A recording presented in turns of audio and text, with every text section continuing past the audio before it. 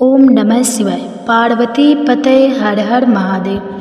आप सभी को प्रणाम और स्वागत है आप सभी का आपके अपने चैनल अनकाबे स्टोरी पर। एक क्षण रुकिए और विचार कीजिए, क्या आज का दिन आपके जीवन का एक साधारण दिन है या फिर ब्रह्मांड ने आपके लिए कोई महासंयोग रचा है। हम अपनी इच्छाओं के पीछे दिन रात भागते हैं, पर क्या कभी सोचा है कि जिनकी कृपा की एक बूंद से हमारी सूखी नदियाँ भी भर जाती है, उन्हीं सर्वशक्तिमान ईश्वर के लिए हमारे पास कितना समय है। अक्सर हम समय नहीं है कहकर भगवान की कथाओं को अधूरा सुनकर सबसे बड़ा अपराध कर बैठते हैं। याद रखिए, अधूरी भक्ति और अधूरी कथा फल भी अधूरा ही देता है। आज हम यहाँ केवल कुछ शब्द कहने या कोई कहानी सुनाने के लिए एकत्रित नहीं हुए हैं। आज हम एक यात्रा का आरंभ कर रहे हैं, एक ऐसी यात्रा जो हमें समय की गहराइयों में ले जाएगी, जहाँ विश्वास, त्याग और प्रेम की कथाएं पत्थरों पर अंकित है और हवाओं में गूंजती है। कथा या शब्द कितना सरल है, पर इसका अर्थ कितना गहन है। हमारे चैनल अनकाबे स्टोरी में कथाएं केवल मनोरंजन का साधक नहीं है, वे मनोरंजन से कहीं ऊपर हमारी चेतना को सींचने वाली अमृत धारा है। यह वह दिव्य धरोहर है जो हमें हमारी जोड़ों से जोड़ती है, हमें यह स्मरण कराती है कि हम कौन हैं और हमारी विरासत कितनी महान है। यह कथाएं वह प्रकाश स्तंभ है जो जीवन के उथल पुथल भरे सागर में हमें दिशा दिखाती है और हमारे मन में धर्म, कर्तव्य और मानवता के बीज बोती है। इसी दिव्य धरोहर को, इसी अमृत को आप तक पहुंचाने के हमारे विनम्र प्रयास में हम आज से बहुत ही विशेष, शक्तिशाली और गहन श्रृंखला का आरंभ कर रहे हैं। यह एक ऐसे व्रत की गाथा है जो केवल एक धार्मिक अनुष्ठान नहीं, बल्कि अमृतों के सबसे शक्तिशाली और निस्वार्थ भाव का उत्सव है। एक ऐसा व्रत जो एक माँ के हृदय की पुकार को सीधे परमात्मा तक पहुँचाता है। हमारा चैनल एक नए प्लास्टिक बना रहा है, जिसमें आने वाले 7 दिनों तक हम जितिया व्रत की संपूर्ण कथाओं और रहस्यों को परत दर परत आपके सामने लाएंगे। यह कोई साधारण कथा श्रृंखला नहीं होगी, यह एक अनुभव होगा। हम कैलाश के शिखर से अपनी यात्रा आरंभ करेंगे, जहाँ जगत जननी माता पार्वती के एक प्रश्न ने भगवान के सबसे बड़े रहस्य पर भगवान शिव और माता पार्वती की इस दिव्य संवाद से शुरू हुई। ये यात्रा आपके गंधर्व राजकुमार जिमुतवाहन के असीम त्याग के महासागर में डुबकी लगाएंगे, जहाँ करुणा की लहरें काल के किनारों को भी तोड़ देती है। हम उस चील और सियारन की निष्ठा की कहानी सुनेंगे, जो हमें बताएगी कि भक्ति में चूक का परिणाम कितना भयावह हो सकता है। और हम महाभारत के उन अनछुए पहलुओं को भी स्पर्श करेंगे, जहाँ इस व्रत की प्रतिध्वनियाँ सुनाई देती है, जहाँ अश्वत्थामा का क्रोध और उत्तरा का विलाप इस व्रत की महिमा को और भी प्रगाढ़ कर देता है। यह श्रृंखला एक माँ का अपनी संतान के प्रति प्रेम का महाकाव्य है। यह त्याग की उस पराकाष्ठा की कहानी है, जहाँ एक व्यक्ति दूसरे के लिए अपने प्राणों को न्यौछावर कर देता है। यह उस विश्वास की कहानी है जो पहाड़ों को भी हिला सकता है। तो हमारे साथ इस यात्रा पर बने रहे। इन कथाओं को केवल कानों से नहीं, बल्कि अपने हृदय से सुने, इनके मर्म को समझे और अपने परिवार तथा दोस्तों के साथ भी साझा करें, ताकि हर कोई इस पवित्र व्रत की महिमा को, इसके पीछे छिपे त्याग और प्रेम के संदेश को जान सके। तो चलिए बिना किसी विलंब के अपनी चेतना को एकाग्र करके कैलाश के उस दिव्य शिखर की ओर प्रस्थान करते हैं और आज की इस दिव्य कथा में प्रवेश करते हैं। कैलाश का शिखर समय के प्रभाव से परे था, एक ऐसा स्थान जहाँ ब्रह्मांड की धड़कनें किसी शांत झील की लहरों की तरह महसूस की जा रही सकती है।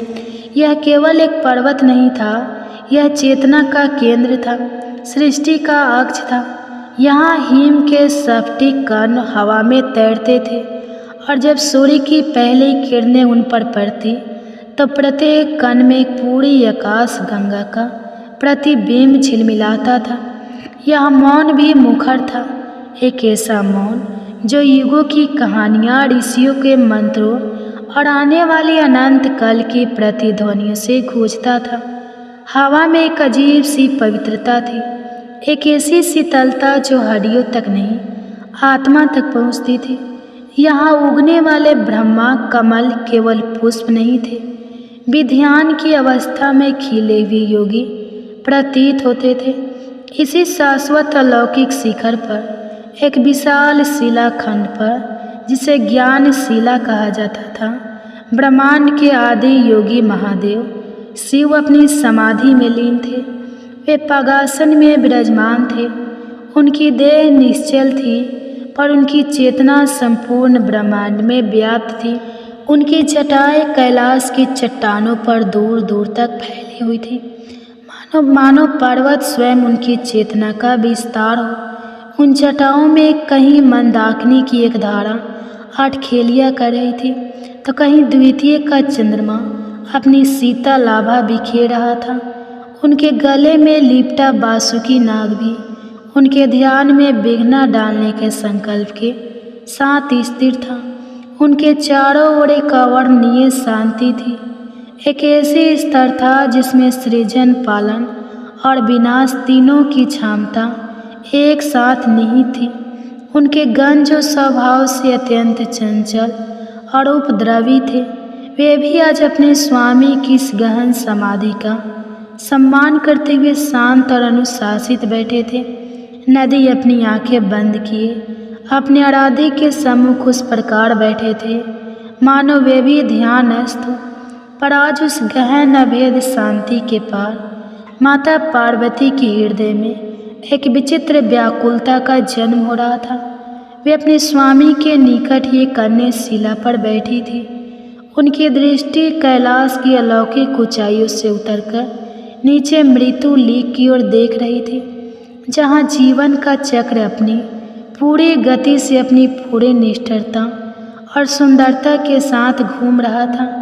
जन्म की किलकारी, जीवन का संघर्ष, हर्ष का उत्सव, पीड़ा का क्रदन और अंत का अटल सत्य वे देख रही थी कि कैसे एक बीज वृक्ष बन रहा है और कैसे एक विशाल वृक्ष धराशायी हो रहा है, कैसे एक नदी पूरे वेग से बह रही है और कैसे वही नदी सागर में मिलकर अपना अस्तित्व खो रही है। उनकी करुणामयी आंखों ने जो हर जीव में अपने ही अंश को देखती है, एक ऐसा दृश्य देखा जिसने उनके मर्तित्व के शांत सागर में एक बवंडर उत्पन्न कर दिया। नीचे गंगा के पवित्र तट पर बसे एक छोटे से गांव में, जहां जीवन की गति धीमी और सरल थी, एक माँ अपने मृत पुत्र के निर्जीव शरीर को गोद में लिए विलाप कर रही थी। उसका क्रदन इतना मर्मिक था, इतना हृदय विदारक था कि आकाश में तैर के बादल भी क्षण भर के लिए ठहर गए और बहती हुई हवा में भी एक उदासी घुल गई। और कोई साधारण रोदन नहीं था, वह आत्मा की चित्कार थी। उस माँ की आंखों से बहते आंसू केवल पानी की बूंदें नहीं थे, वे उसके प्राण थे जो पिघल कर बह रहे थे, वे उसके सपने थे जो टूट कर बिखेर रहे थे। पार्वती देख सकती थी उस माँ की पूरी यात्रा। उन्होंने देखा कि कैसे उस माँ ने अपनी संतान को 9 महीने अपनी कोख में एक फूल की तरह पाला था, कैसे उसने अपनी हर सांस के साथ उसकी सांसें गिनी थी। उन्होंने वे अनगिनत रातें देखी जब वह जाकर उसे लोरी सुलाती थी, जब उसके माथे पर एक छोटा सा काला टीका लगाकर उसे बुरी नज़र से बचाती। उस उल्लास को महसूस कर सकती थी जो उसे अपने पुत्र के पहले कदम पर हुआ था, जब उसने पहली बार माँ कहकर पुकारा था। उन्होंने उस माँ की पलकों में सजे सहस्त्रों सुनहरे सपने देखे थे, सपने उसके बड़े होने के, उसके विवाह के, अपने पैरों पर खड़े होने के। पर काल के क्रूर अदृश्य झटके ने उसके सारे सपनों के महल को एक पल में चकनाचूर कर दिया था। अब उसकी गोद में उसका भविष्य नहीं, एक ठंडा शांत शरीर था। पार्वती का हृदय उस माँ की पीड़ा से द्रवित हो उठा। वे स्वयं इस ब्रह्मांड की माँ थी। प्रत्येक जीव में उनका अंश था, चाहे वह देव हो, दानव हो, मानव हो या कोई छोटा सा कीट। और किसी भी संतान की पीड़ा अतः उनकी ही पीड़ा थी। उन्होंने देखा कि कैसे उस माँ की दुनिया उजड़ गई थी, कैसे उसकी आंखों की रोशनी हमेशा के लिए बुझ गई थी। उसका विलाप अब केवल उसके पुत्र के लिए नहीं था। वह विधाता से प्रश्न कर रहा था, भाग्य को कोस रहा था। यह केवल एक माँ की कहानी नहीं थी, यह मृत्यु लोक का वह कठोर नग्न सत्य था जो हर दिन हर क्षण कहीं न कहीं किसी न किसी रूप में घटित हो रहा था। यह उस विधान की क्रूरता थी जो एक माँ को जीवन देने की शक्ति तो देता है, पर उस जीवन की रक्षा का कोई आश्वासन नहीं देता। एक गहरी उदासी और एक अतम्य प्रश्न के साथ माता पार्वती ने अपनी दृष्टि अपने स्वामी महादेव की ओर घुमाई। वे अब भी उसी अविचल समाधि में थे। उनकी आंखें बंद थीं, होठ शांत थे, पर पार्वती जानती थी कि इस ब्रह्मांड में एक पत्ता भी उनकी अनुमति के बिना नहीं हिलता। वे जानती थी कि इस गहन निस्तरता के पीछे एक सतत जागरूकता है। वे जानती थी कि उस माँ का विलाप भी सुन रहे थे। वे इस पीड़ा को भी अनु अनु में महसूस कर रहे थे, क्योंकि वे तो भोलेनाथ थे जिनकी करुणा की कोई सीमा नहीं थी। फिर भी यह चक्र क्यों? संतान के जीवन पर मंडराता या अनिश्चितता का साया क्यों? एक माँ के असीम निस्वार्थ स्नेह और उसके संतान के भाग्य के बीच यही दूरी, क्या उनके मन में विचार का तूफान उमड़ रहा था? वे उठी और धीरे धीरे चलकर महादेव के समक्ष पहुंची। उनके चरण इतने कोमल थे कि कैलाश की पवित्र बर्फ भी कोई निशान नहीं छोड़ते थे। उन्होंने अत्यंत श्रद्धा और गहरे अधिकार के साथ अपने स्वामी को देखा। वह अधिकार जो प्रेम से उपजता है, जो अर्धांगिनी होने का अधिकार है। और फिर वे उनके समक्ष हाथ जोड़कर खड़ी हो गई, उनकी समाधि के टूटने की प्रतीक्षा करने लगी। उन्हें पता था कि उनका प्रश्न साधारण नहीं था। यह कोई भौतिक वस्तु की मांग नहीं थी, ना ही किसी असुर के संहार का आग्रह। यह प्रश्न तो सृष्टि के सबसे कोमल, सबसे पवित्र और सबसे शक्तिशाली बंधन मातृत्व के यथायित्व और सम्मान से जुड़ा था। यह प्रश्न हर उस माँ की ओर से था जो अपनी संतान पर आने वाली हर आँच को अपने ऊपर लेना चाहती थी। जैसे ही सहस्त्रों वर्ष एक पल में बीत गए हो, भगवान शिव ने धीरे धीरे अपनी आंखें खोली। उनकी आंखों में ब्रह्मांड की गहनता थी, नीले आकाश का विस्तार था और एक ऐसी शांति थी जिसमें प्रलय भी समाया हुआ था। उन्होंने अपनी प्रिय अर्धांगिनी, अपनी शक्ति पार्वती को देखा। उन्होंने कुछ कहा नहीं, पर उनकी आंखों ने पार्वती के मुख पर छाई चिंता की रेखाओं को पढ़ लिया, उनके हृदय में उठ रहे तूफान को महसूस कर लिया और उनके अनकहे प्रश्न की गहराई को नाप लिया। उनके होठों पर एक हल्का रहस्यमय स्मृति आया, मानो वे इस प्रश्न की प्रतीक्षा युगों से कर रहे हो। मानो वे जानते हो कि करुणा की एक गंगोत्री एक दिन इस प्रश्न के रूप में अवश्य फूटेंगी। पार्वती ने हाथ जोड़कर अपनी मधुर किंतु दृढ़ वाणी से कहा, हे प्रभु, हे देवाधिदेव, आप तो त्रिलोकी नाथ है, त्रिकालदर्शी है, तीनों लोकों के ज्ञाता है। आप काल से परे हैं और कर्म के विधान के निर्माता भी आप ही हैं। आज मैंने मृत्यु लोक में एक ऐसी पीड़ा देखी है जिसने मेरे हृदय को विदीर्ण कर दिया है। मैंने एक माँ को अपनी संतान के लिए बिलखते देखा है। स्वामी, उसका दुख असहनीय था। उसकी आंखों में भविष्य का अंधकार था। उसका हर आंसू मुझसे एक प्रश्न पूछ रहा था। मेरा आपसे केवल एक प्रश्न है जो आज केवल मेरा नहीं, मृत्यु लोक की हर स्त्री का प्रश्न है। क्या इस संसार में कोई ऐसा व्रत, कोई तप, कोई विधान या कोई रहस्यमय उपाय है पालन से एक माँ अपनी संतान पर आने वाले अकाल मृत्यु के संकट को टाल सके। क्या कोई ऐसा मार्ग है जिससे स्त्रियों की संतानें दीर्घायु और यशस्वी हो और उन्हें अपनी आँखों के सामने अपने संतान को खोने का यह असहनीय दुख कभी न सहना पड़े? पार्वती का प्रश्न कैलाश की शांत हवाओं में एक मंत्र की तरह गूंज गया। यह प्रश्न इतना शक्तिशाली था कि नंदी ने अपने कान खड़े कर लिए। गणों की चंचल गतिविधियां थम गई और स्वयं गंगा की धारा जो शिव की जटाओं से निकल रही थी, उसकी गति भी धीमी पड़ गई, मानो हर कोई उस उत्तम प्रतीक्षा कर रहा हो जो स्वयं महादेव देने वाले शिव का सीमित और गहरा हो गया। पर उनकी आंखों में एक विचित्र गंभीरता उतर आई। उन्होंने सीधे उत्तर नहीं दिया। वे जानते थे कि इस प्रश्न का उत्तर केवल शब्दों से नहीं दिया जा सकता। इसके लिए एक पृष्ठभूमि की आवश्यकता थी। इसके बजाय उन्होंने अपनी योग माया से एक दृश्य उत्पन्न किया। पार्वती के समक्ष हवा में एक झिलमिलाता हुआ चित्र उभरा। उस चित्र में एक विशाल शक्तिशाली गरुड़ था, जिसका शरीर सोने का तरह दमक रहा था और जिसकी आंखों की फड़फड़ाहट में बादलों को चीर देने की शक्ति थी। वो आकाश में एक आतंक की तरह उड़ रहा था और उसके पंजों में एक असहाय नाग शिशु तड़प रहा था। नीचे पाताल की गहराइयों में नागों की पूरी बस्ती अपनी संतानों को उस दैत्य पक्षी से बचाने के लिए विलाप कर रही थी। वहाँ भी माताओं का वैसा ही क्रदन था, वैसी ही पीड़ा थी। शिव ने कहा, हे देवी, तुम्हारा प्रश्न उतना सरल नहीं है जितना प्रतीत होता है। यह सृष्टि कर्म, भाग्य और कर्तव्य के अत्यंत जटिल धागों से बनी हुई है। हर जीवन एक निश्चित उद्देश्य और एक निश्चित अवधि के साथ आता है। काल का चक्र निर्बाध है, यह किसी के लिए नहीं रुकता।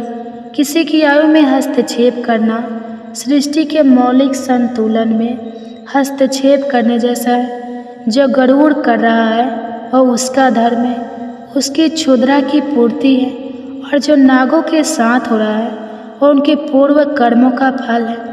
माता पार्वती ने उस दृश्य को देखा।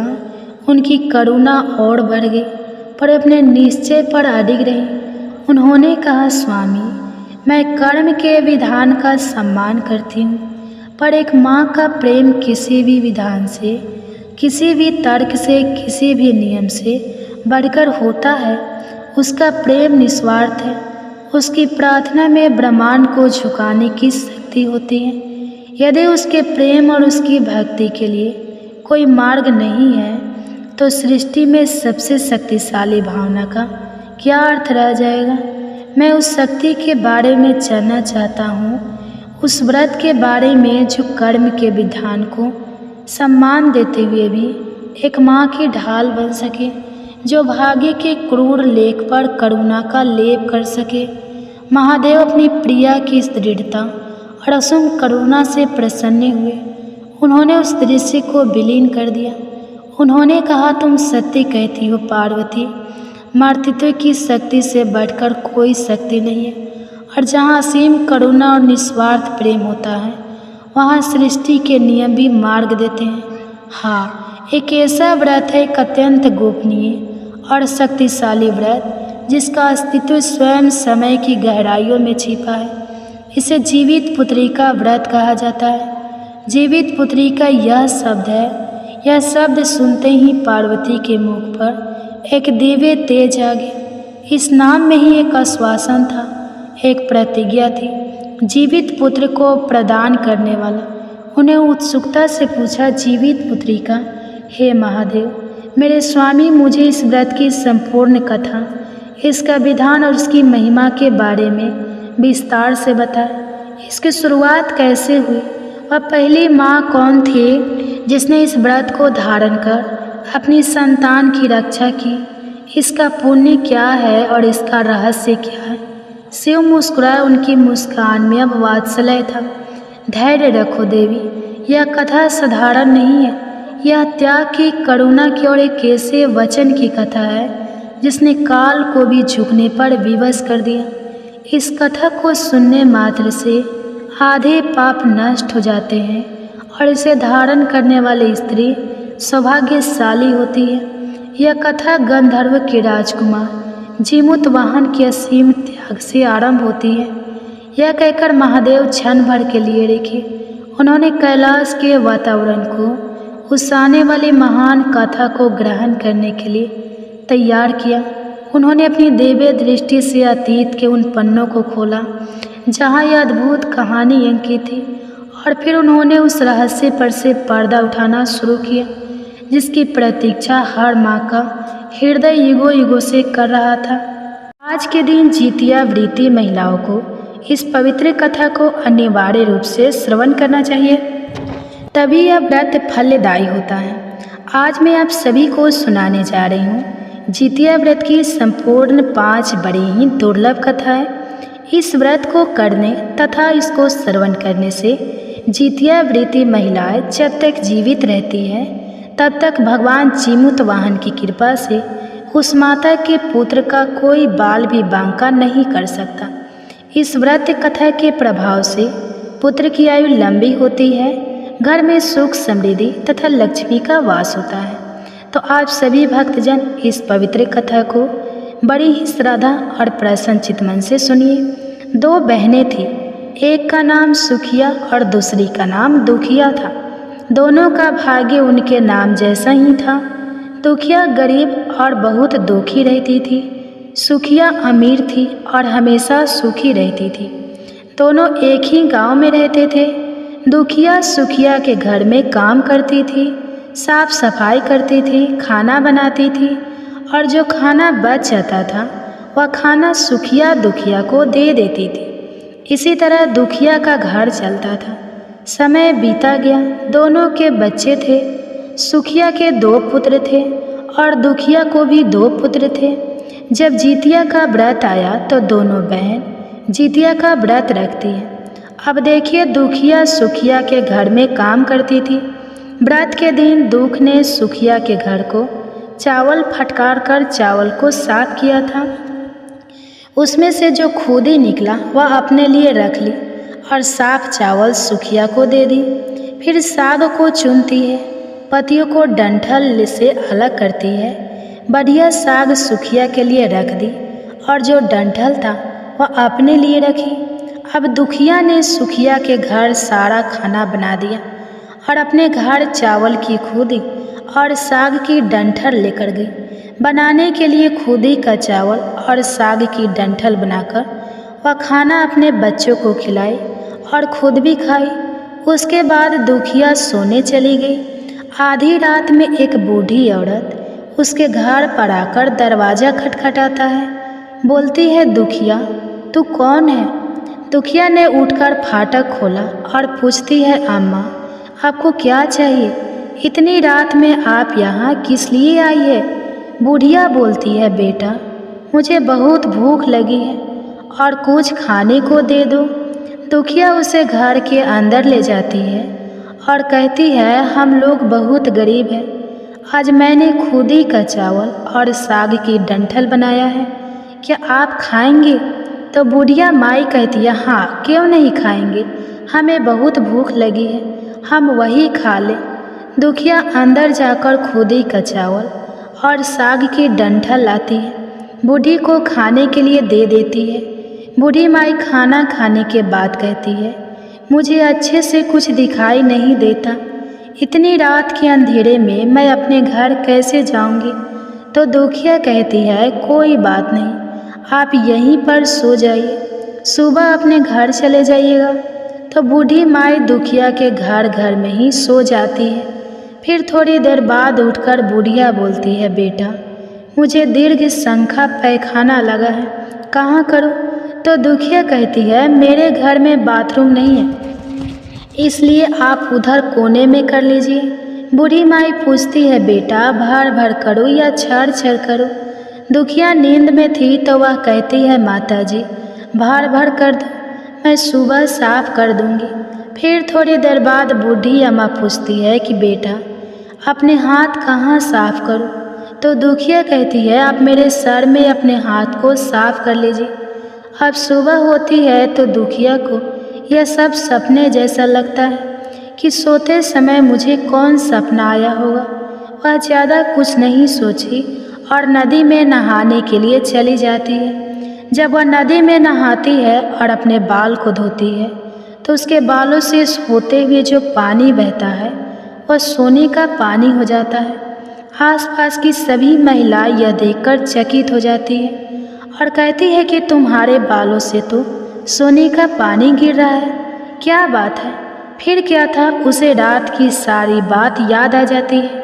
वह दौड़कर अपने घर की ओर भागती है, यह सोचकर कि उसका घर दीर्घ शंका से गंदा हुआ होगा, पहले उसको साफ करना होगा। जब वह अपने घर में जाती है तो देखती है कि घर के हर कोने में ढेर सारा सोना बिखरा पड़ा है। यह देखकर दुखिया बहुत ही खुश हो जाती है और सोचती है कि जीमूत वाहन भगवान की कृपा से जो मेरे घर रूप धारण करके आए थे मुझे इतना आशीर्वाद दिया। अब दुखिया धनवान हो गई थी। अब क्या था, सुखिया के घर जाना और काम करना बंद कर देती है।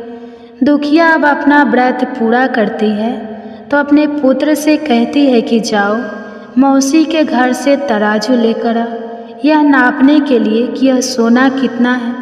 बच्चा बहुत खुशी से सुखिया मौसी के घर जाता है और तराजू मांगता है। सुखिया पूछती है कि तराजू पर क्या नापना है, तो बोला मेरे घर में बहुत ढेर सारा सोना है, उसी को नापना है। तो सुखिया कहती है खाने के लिए तुम्हारे पास कुछ भी नहीं है और सोना नापे मुझसे झूठ कहते हो। तो बच्चा कहता है नहीं, मैं झूठ नहीं बोल रही हूँ। सुखिया सोचती है कि जब तराजू मांगी है तो कुछ न कुछ जरूर ही नापेगी, इसलिए वह तराजू के पीछे गोद लग जाती है कि जो भी नापे वह थोड़ा सा इसमें चिपक जाएगा। अब देखिए वह बच्चा तराजू लेकर अपने घर आता है तो दुखिया जब तराजू पर सोना नापती है तो कुछ सोने का टुकड़ा उस गोद में चिपक जाता है। जब बालक तराजू लौटाने जाता है तो सुखिया उसको उलट पलट कर देखती है तो उस तराजू में सोना लगा हुआ मिलता है। सुखिया सोचती है उसके घर में जरूर कहीं से सोना आया होगा, इसलिए वह कई दिन से काम पर नहीं आ रही है। सुखिया उसके घर जाकर देखती है कि यह सोना कहाँ से आया। जब सुखिया दुखिया के पास जाकर पूछती है कि तुम्हारे पास इतना सारा सोना कहाँ से आया है जिसके लिए तुमने तराजू मंगाया था नापने के लिए। प्रिय भक्तजनों, दुखिया उस रात की सारी कहानी अपनी बहन सुखिया को बताती है। दुखिया का मन एकदम सच्चा था, इसलिए वह सब कुछ बता देती है। लेकिन सुखिया के मन में लालच आने लगा कि दुखिया के पास हमसे भी ज़्यादा धन आ गया। अब अगले साल जितिया में मैं भी खुदी का चावल और डंठल की साग बनाऊंगी। फिर अगले साल जितिया का व्रत दोनों बहनों ने रखा। सुखिया के पास हर तरह का सुख था और धन भी था, फिर भी वह जितिया के दिन चावल फटक कर साफ करके चावल फेंक देती है और खुद ही अपने पास रख लेती है। साग को तोड़कर पतिया फेंक दी और डंठल अपने पास रख ली और वही बनाई पूजा पाठ करके सोने चली गई। फिर आधी रात में उसके घर में भी बूढ़ी अम्मा आई और दरवाज़ा खटखटाती है। सुखिया उनका इंतजार तो कर ही रही थी। वह तुरंत दरवाज़ा खोलकर बूढ़ी अम्मा को अपने घर अंदर ले आती है। बूढ़ी अम्मा बोली कि मुझे बहुत भूख लगी है, कुछ खाने को दे दो। मैंने खुदी का चावल और डंठल का साग बनाया है। बूढ़ी अम्मा बोलती है कोई बात नहीं है, मैं खा लूँगी। तो सुखिया परोस देती है। वह खाना खाने के लिए और सोने चली जाती है। बूढ़ी बोलती है मैं घर नहीं जा सकती, मुझे दिखाई नहीं देता। तो सुखिया कहती है कोई बात नहीं, आप यहीं पर सो जाओ। इसके बाद थोड़ी देर बाद बूढ़ी अम्मा बोलती है मुझे दीर्घ शंका पैखाना लगा है, कहाँ करूँ? तो सुखिया कहती है कि वही कोने में कर लीजिए। फिर थोड़ी देर बाद बूढ़ी अम्मा पूछती है भर भर करूँ या छर छर? इस पर सुखिया को याद नहीं आता कि दुखिया ने क्या बोला था। तो सुखिया बोली माँ छर छर कर दीजिए। फिर बूढ़ी पूछती है, बेटा मैं अपने हाथ कहाँ साफ करूँ? तो सुखिया कहती है, मेरे घर में साफ कर लीजिए, मेरे सर में साफ कर लीजिए। बूढ़ी अम्मा अपना हाथ सुखिया के घर सर में साफ कर लेती है। जब सुखिया सुबह उठती है तो उसका पूरा घर गंदगी से भरा पड़ा था और उसके बाल में भी बहुत गंदगी लगी होती है। यह देखकर सुखिया बहुत दुखी हो जाती है और उसे बहुत गुस्सा भी आता है। वह अपनी बहन दुखिया को बुलाती है और उसको गुस्सा करती है कि तुमने हमसे झूठ कहा और मेरा पूरा घर गंदा करवा दिया। तो दुखिया पूछती है कि तुमने क्या कहा था, भाड़ भाड़ या छड़ छड़? तो सुखिया कहती है, मैं तो छड़ छड़ बोली। तो दुखिया कहती है, यहीं पर तो तुमने गलती कर दी और तुम्हारे पास तो सब कुछ था, किसी चीज़ की कमी नहीं थी, फिर भी तुमने लालच किया। मेरे पास तो कुछ भी नहीं था, तुम्हारे पास तो सब कुछ था। तुम्हारे घर चिमुत वाहन भगवान भेष बदल कर आए, लेकिन फिर भी तुमने उन्हें अच्छा खाना नहीं परोसा। मेरे पास तो कुछ भी नहीं था, इसलिए मैं उन्हें खुदी का चावल और सांप का डंठल परोसा था। तुमने अपने घर आए भगवान का अपमान किया, सब कुछ रहते हुए भी तुमने साग और भात खिलाया। तुम्हारे पास सब कुछ होते हुए भी तुम्हें लालच नहीं करना चाहिए था, इसलिए तुम्हारे साथ बुरा हुआ है। अब क्या था, सुखिया को अपनी गलती का पछतावा हुआ और वह दुखी मन से अपने घर चली गई। जैसा उसने किया वैसा उसने फल पाया। प्रेम से बोलिए जय हो चिमुत वाहन भगवान की जय, जितिया माई की जय। हे भगवान, जिस प्रकार अपने दुखिया को दिया उस प्रकार सबको देना, जिस प्रकार अपने सुखिया को दिया वैसा किसी को मत देना।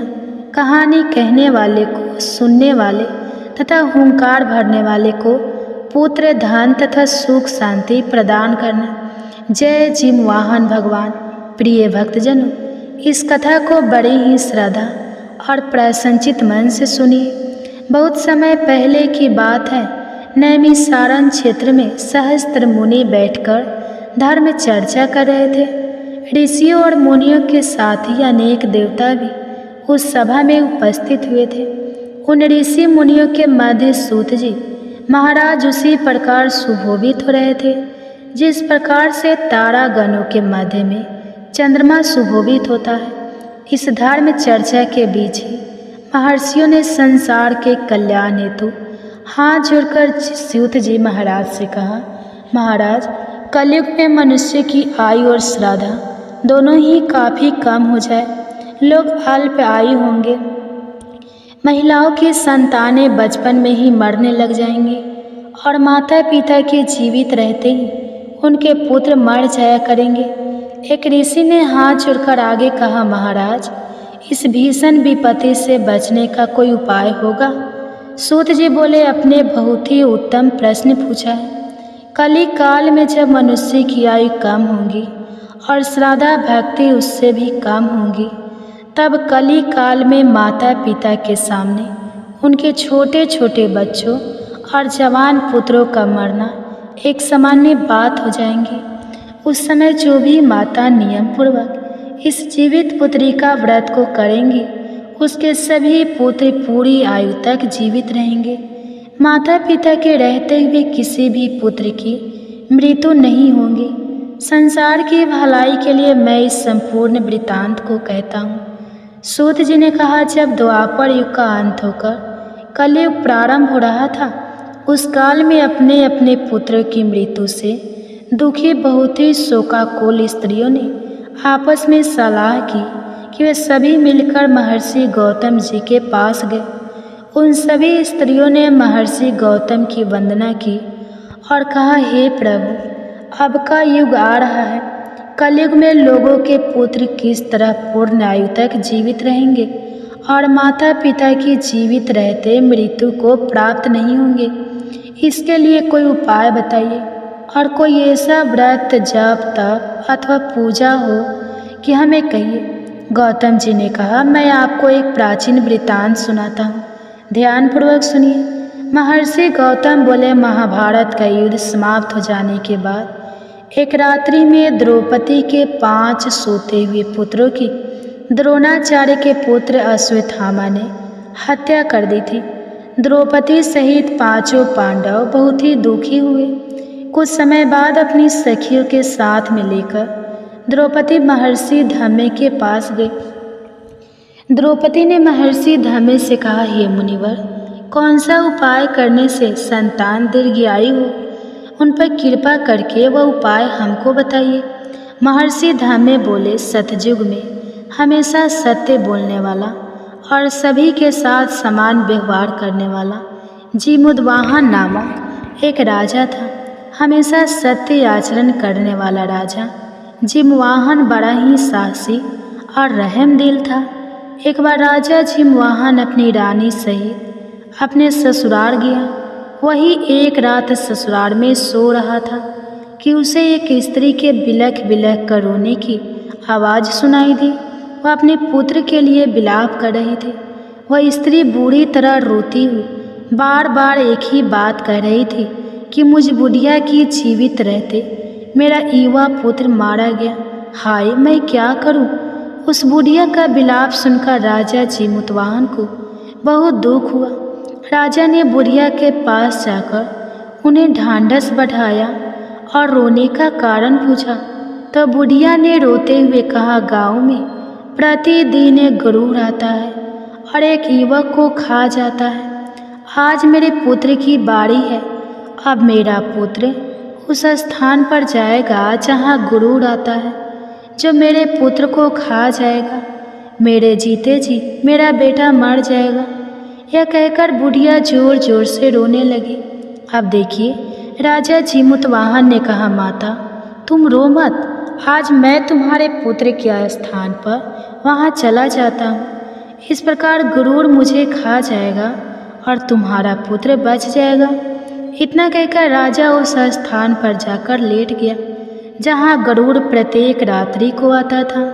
तब समय पर पक्षी राज गरुड़ आए और चोट से नोच नोच कर उनका मांस खाने लगे।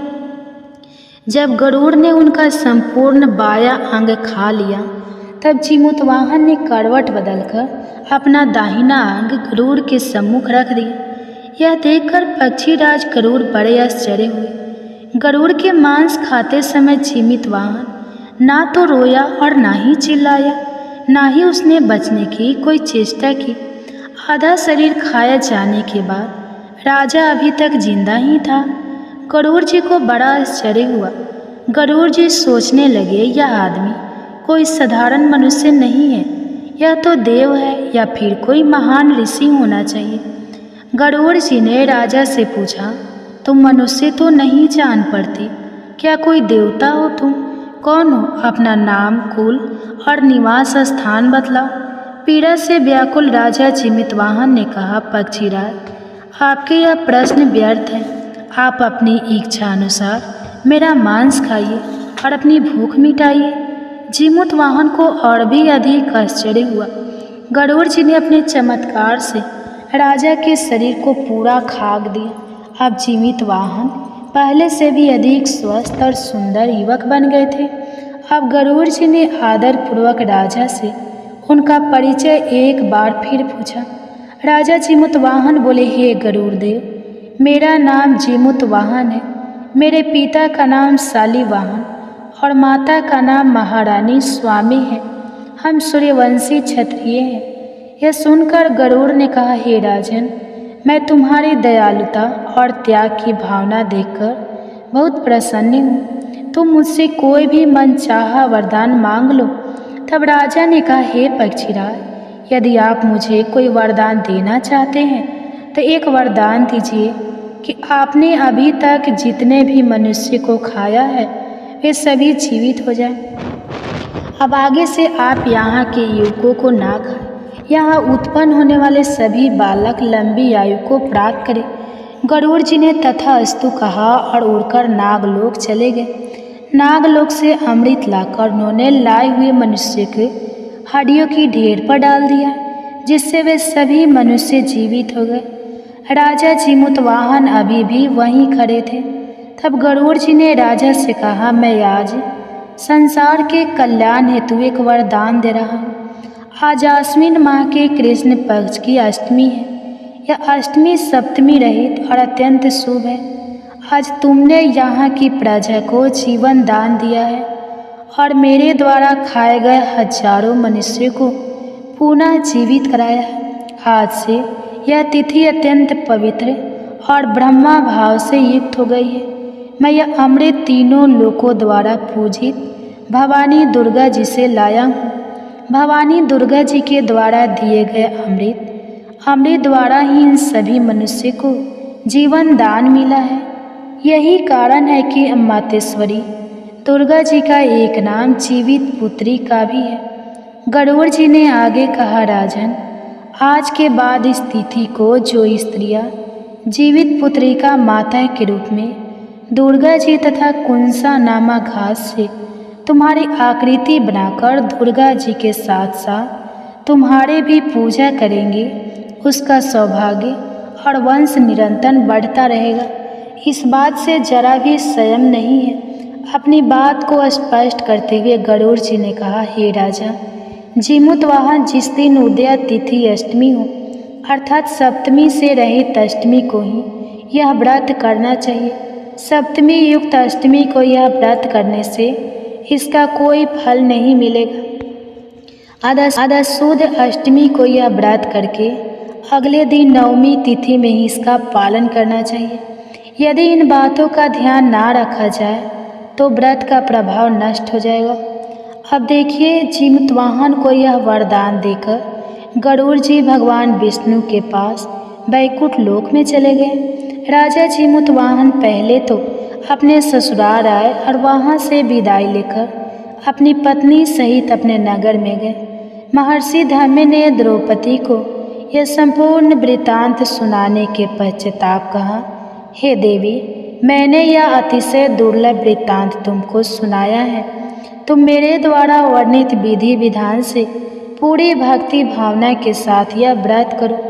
इस व्रत में तुम दुर्गा जी तथा कुंसा घास से बनाई गई राजा जीमवाहन की पूजा करो और नवमी को ही तुम्हारी सभी मनोकामनाएं अवश्य पूर्ण होंगी।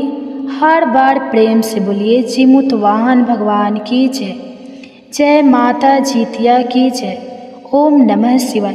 प्रिय भक्तजनों, आइए सुनते हैं अब दूसरी कथा। नर्मदा नदी के पास एक कंचनवटी नाम का नगर था।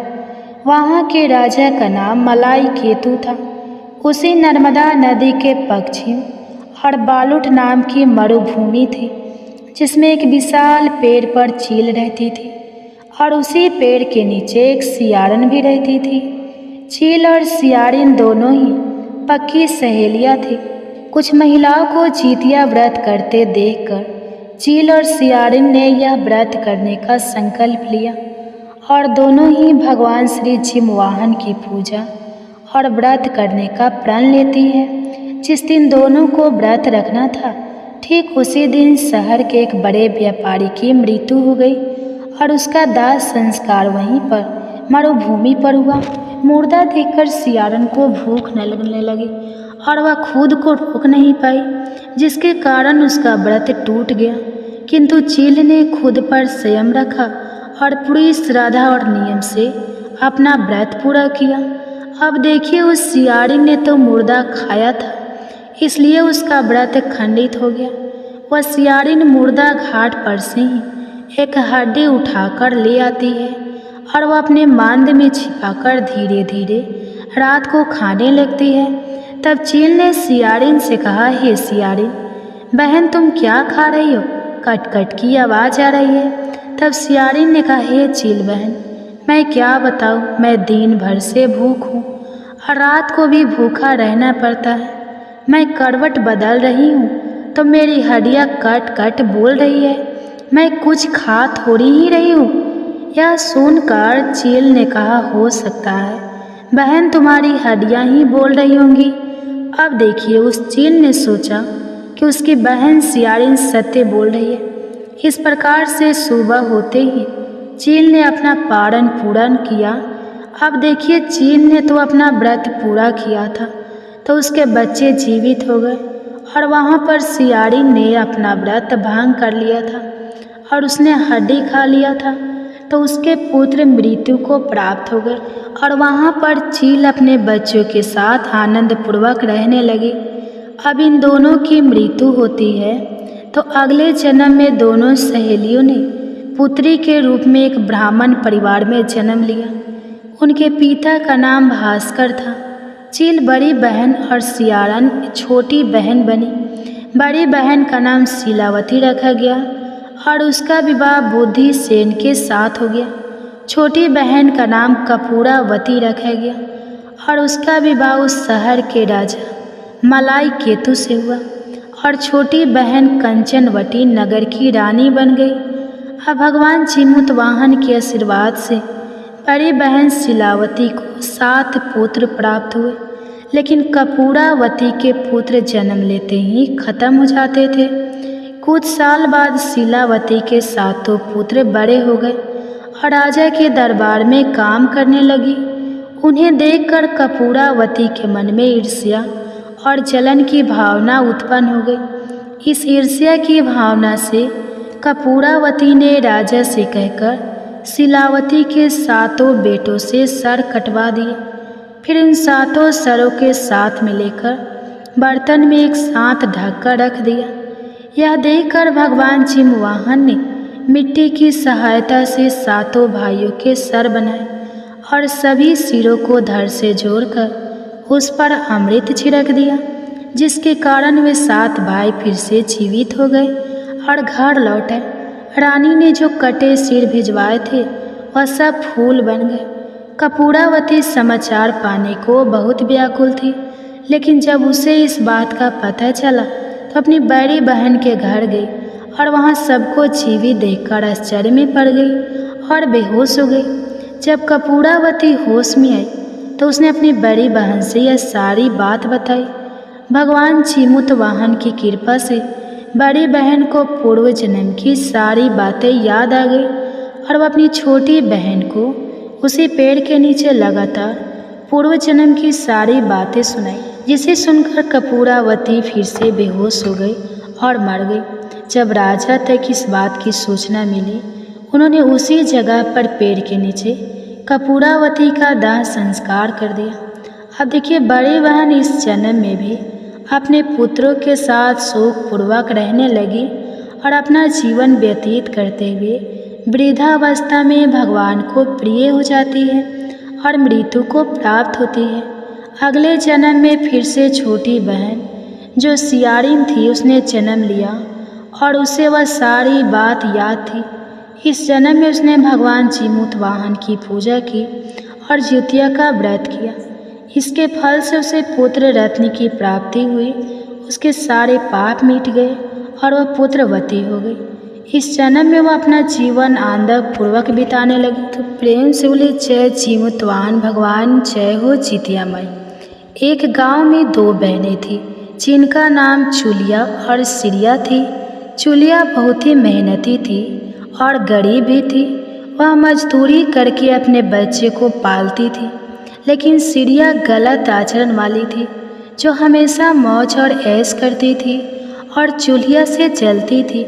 हर वक्त सिरिया यह सोचती थी कि चुलिया इतनी खुश कैसे रहती है। चुलिया की हंसी खुशी सिरिया से सह नहीं हो पाती।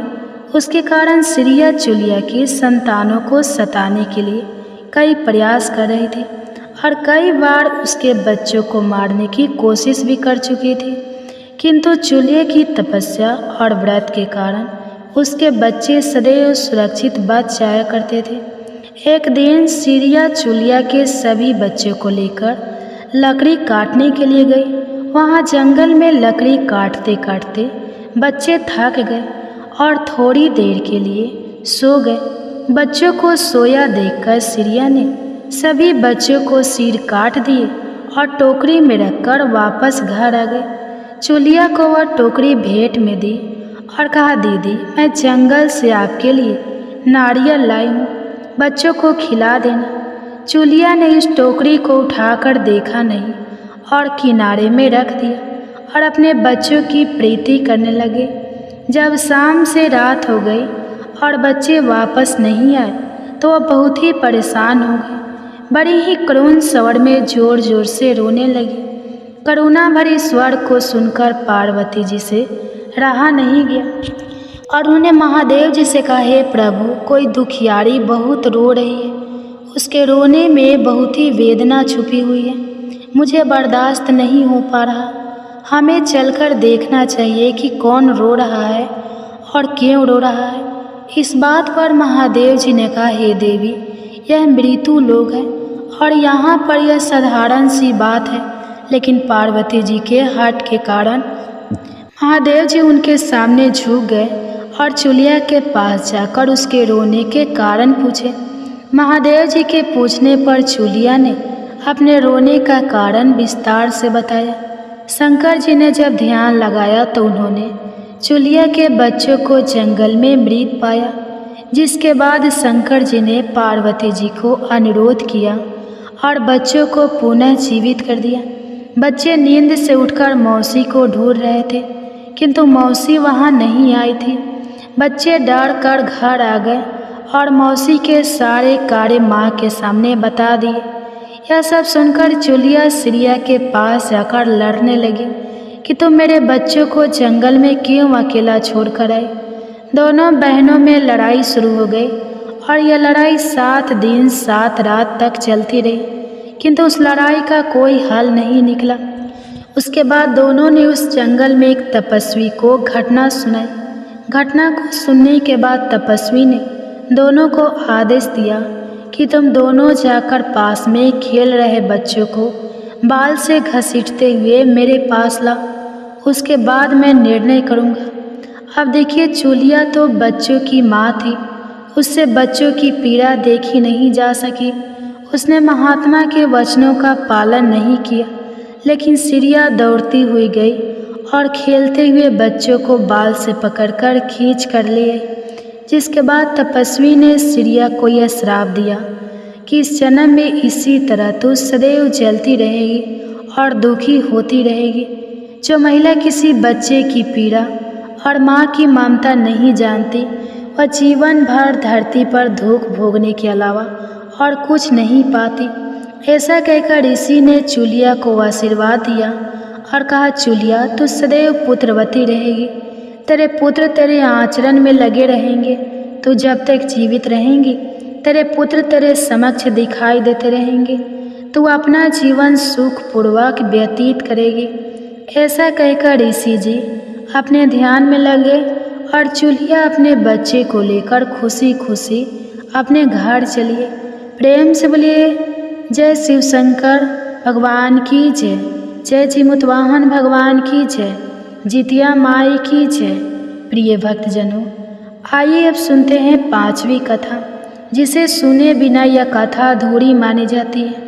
महाभारत के युद्ध में जब अश्वत्थामा अपने पिता की मृत्यु से बहुत दुखी थे और अपने पिता की मृत्यु का बदला लेना चाहते थे, जिसके कारण वह पांडव के शिविर में घुस गए। शिविर में उस समय 5 लोग सो रहे थे, जिसके कारण अश्वत्थामा ने उनको पांडव समझकर खत्म कर दिया, उनकी हत्या कर दी। यह माना गया कि सभी पुत्र द्रौपदी के पुत्र थे। जिसके बाद अर्जुन ने अश्वत्थामा को बंदी बना लिया और उसकी दिव्य मणि छीन ली, जिसके कारण अश्वत्थामा ने क्रोध में आकर अभिमन्यु की पत्नी के गर्भ में पल रहे शिशु को भी ब्रह्मास्त्र के जरिए मार डाला। जिसके बाद भगवान श्री कृष्ण ने अपने सारे पुण्य का फल उत्तरा की अजन्मी संतान को दे दिया और गर्भ में पल रहे शिशु को पुनः जीवित किया। श्री कृष्ण भगवान की कृपा से इस पुत्र का नाम जीवित पुत्री का नाम दिया गया। तब से लेकर आज तक संतान की लंबी उम्र के लिए और उनकी मंगल कामना के लिए हर साल माताएं जीतिया या जीवित पुत्रिका का व्रत रखती है और परंपरा के साथ उन्हें पूरा भी करती है। तो प्रेम से बोलिए, जिमुतवाहन भगवान की जय, जय जीतिया माई की जय। ओम नमः शिवाय। प्रिय भक्तजनों, उम्मीद करती हूँ कि आज की यह कथा आपको बेहद पसंद आई होगी। अगर पसंद आए तो वीडियो को लाइक ज़रूर कीजिएगा, शेयर भी कीजिएगा और हमारे चैनल को सब्सक्राइब करना मत भूलिए और कमेंट्स में जय माता जितिया अवश्य लिखिए। आपका जीवन मंगलमय हो और आपके पुत्र सदैव आपके आंचल में बने रहे। ओम नमः शिवाय।